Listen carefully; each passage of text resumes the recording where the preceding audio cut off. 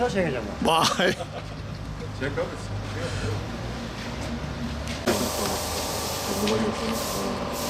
Kapıda mı? Boya kapıda. Değil mi? Burası boyadı, burası kapıda. Nasıl yapalım? Sonra sıkıntı yok inşallah. Sıkıntı yok ama. Abi hoş geldiniz. Sabah alıyor. Kolay gelsin. Kolay gelsin. Hemen.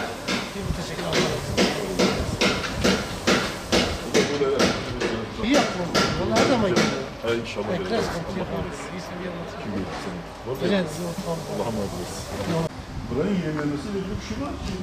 Valla burada yenilenme gibi bir şey yok ama sanayinin Bitlis Belediye Başkanı tarafından herhalde bir yere görüşme yaptılar. Yani iki sanayi birleştirecek ama ne kadar doğru ortak bir şey, yani ortak bir şekilde. Otogar mı? Sizin şeyinizden böyle.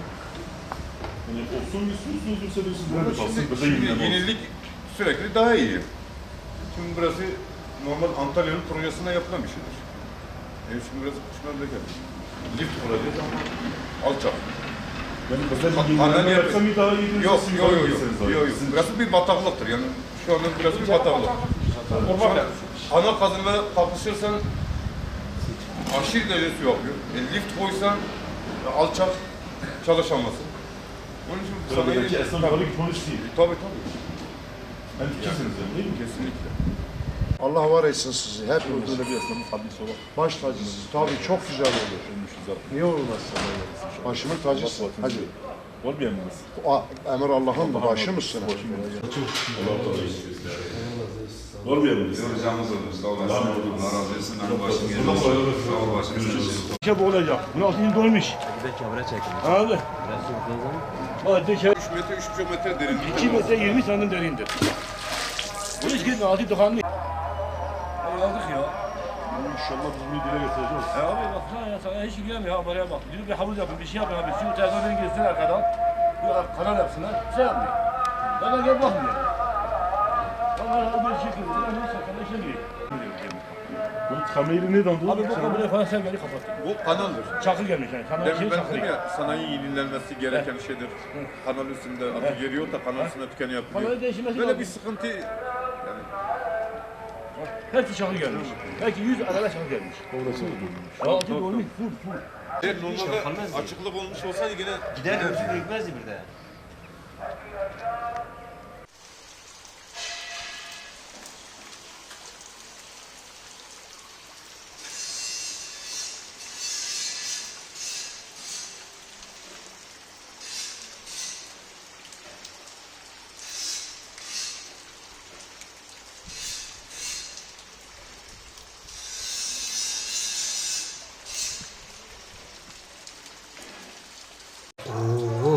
Sana bu kadar kalmış. Bu kocaman kanal 3 metre, derinliktedir ya. 2 metre 70 santim.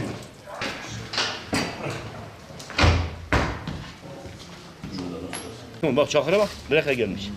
Anlatan biz burada 6 araba çıkarmışız. Gel buraya, ha bak ne kadar. Oradaki bütün su da akmıyor.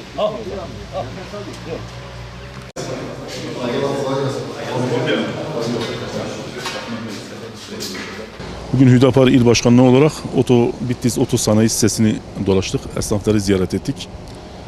Sıkıntıları, dertleri varsa onları dinleme adına geldik. Gerçekten esnafın sıkıntıları var. Özellikle şu taraf, girişte sol tarafta kanalın dolu olduğunu gördük. Orada bir dükkanların altından geçen bir kanal var. Yani ağzına kadar kumlar dolmuş. Belli tarafta, sağ tarafta da su yağdığında böyle gölet gibi bir şey oluşuyor. Yeterli altyapı çalışması yapılmadığı için, altyapı çalışması yapılmadan asfalt döşenmiş. Onunla ilgili sıkıntıları var. Esnafları ziyaret ettik. Esnafların temel sorunu şudur. Yani esnaf yerinde değişimdense bizim Rahva bölgesi dediğimiz, üç yol bölgesi dediğimiz orada bir yetkilerin bir alan açmasını istiyorlar. Orada yeni bir sanayi sitesinin kurulmasını istiyorlar. Çünkü gerçekten dükkanlar artık durulacak gibi değil. Bütün dükkanlarda şu anda nem, rutubet var. Kış şartlarında olduğu için de çalışma imkanları çok kısıtlıdır. Yani yazın çok sıcak oluyor, kışın da çok soğuk oluyor. Çok eziyet çekiyorlar, sıkıntı çekiyorlar. O anlamda bir yer istiyorlar. Esnafın kahir ekseriyeti hemen hemen hepsinin isteği şudur. Diyorlar ki bize bir yer temin edilsin. Yeni bir otosanayi yapılsın.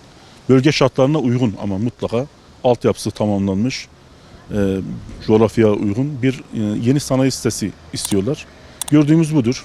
Biz de bu sıkıntıları dillendireceğiz.